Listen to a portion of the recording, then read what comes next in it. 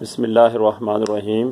کرنگی کراچی سے group member محترم جناب مجاہد علی انجم بھائی صاحب نے پوچھا ہے کہ ایک دن میں اذان فجر دیتے ہوئے الصلاۃ خیر من النوم کہنا بھول گیا تو کیا اذان درست ہو جاتی ہے؟ تو یہ بات یاد رکھیں کہ اذان کے تمام کلمات کہنا لازمی ہے، لیکن اگر کوئی شخص بھولے سے کوئی کلمات بھول گیا تو بھی اذان درست ہو جاتی ہے۔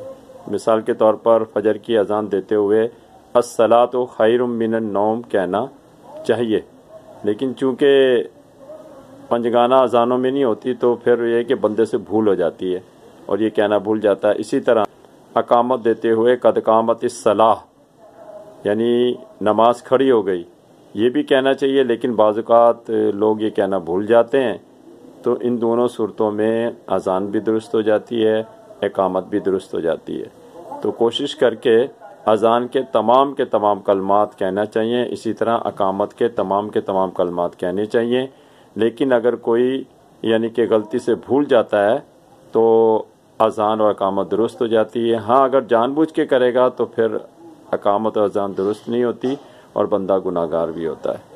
باقی واللہ عالم، اللہ تعالیٰ بہتر جانتا ہے۔ والسلام علیکم ورحمۃ اللہ وبرکاتہ۔